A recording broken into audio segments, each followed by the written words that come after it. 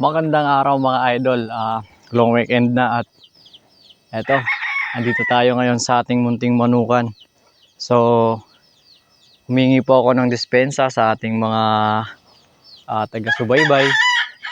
Kasi ngayon lang po tayo ulit nakapasyal. Buhat nga po ng marami po tayong ginawa. Kaya tara, kwentuhan muna tayo mga idol.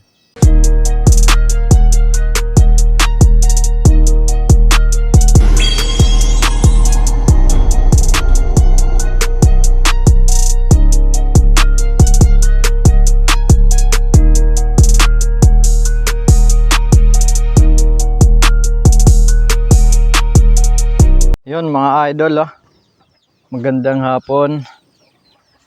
Sabado ngayon at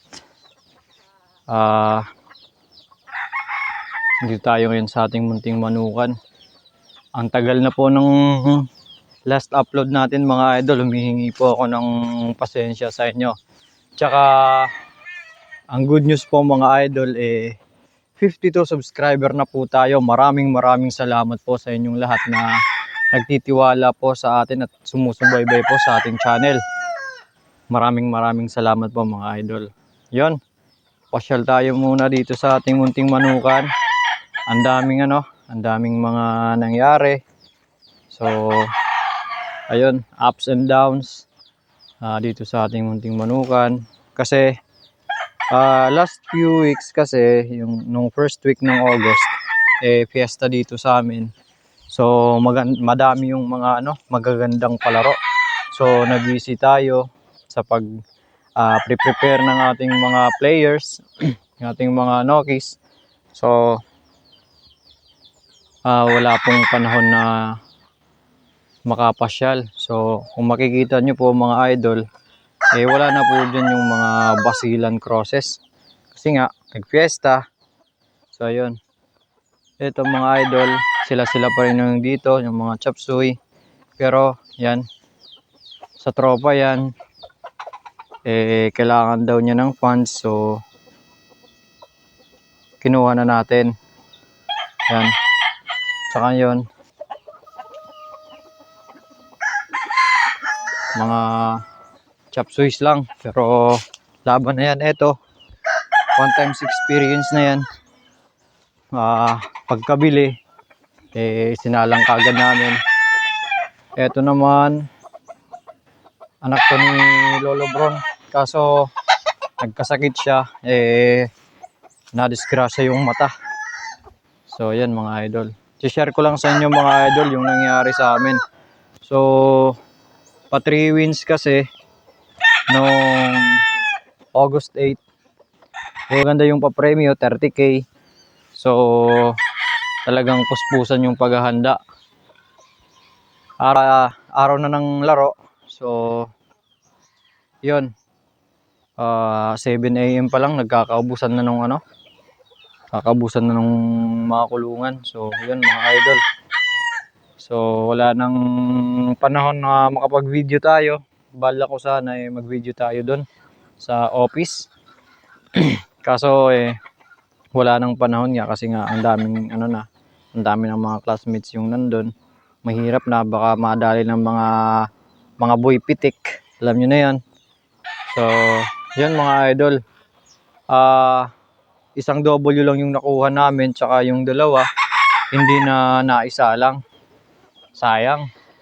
So hindi kami nakakuha ng prize, pero at least isang W kami nun, 1 win kami.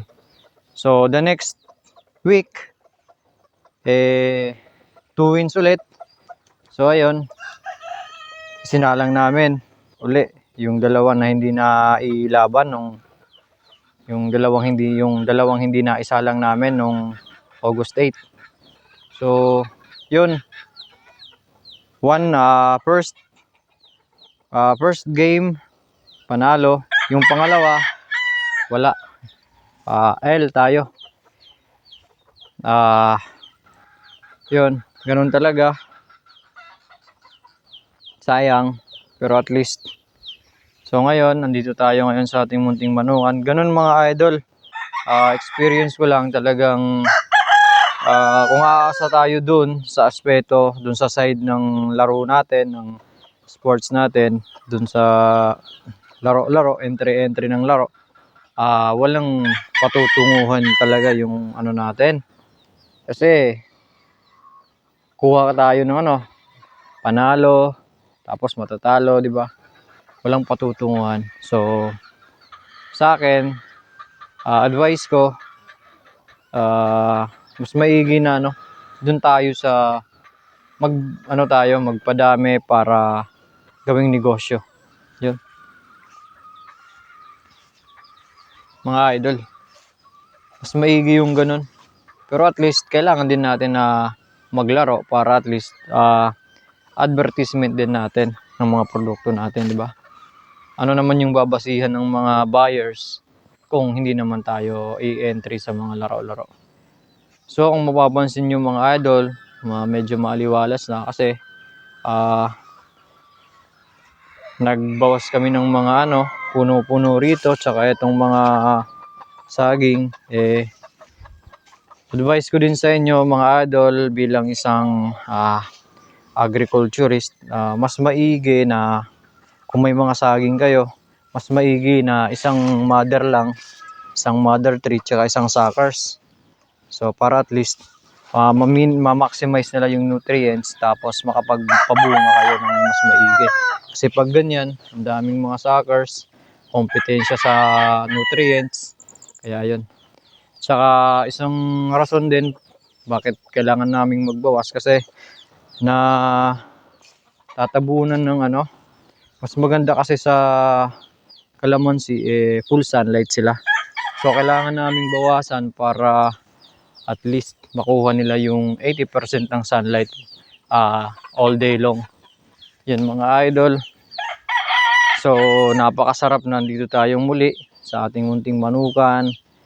So ayun, konting update lang mga idol. Yan, may bago tayong mga tsaka yung iba nating mga warriors may iaakyat natin dito sa bundok, tsaka may ibababa para yun, kasi nag-request yung manager. Sila naman kasi yung nag-finance, kasi baka daw may may papremyo. So salang ulit. Yan, salang lang ng salang mga idol. Pag hindi pa kasi panahon, yun, pag hindi pa panahon, hindi pa nyo makukuha. Kaya wag lang tayong mga idol, wag lang tayong magsasawa. Darating din tayo sa punto na tayo naman, di ba mga idol?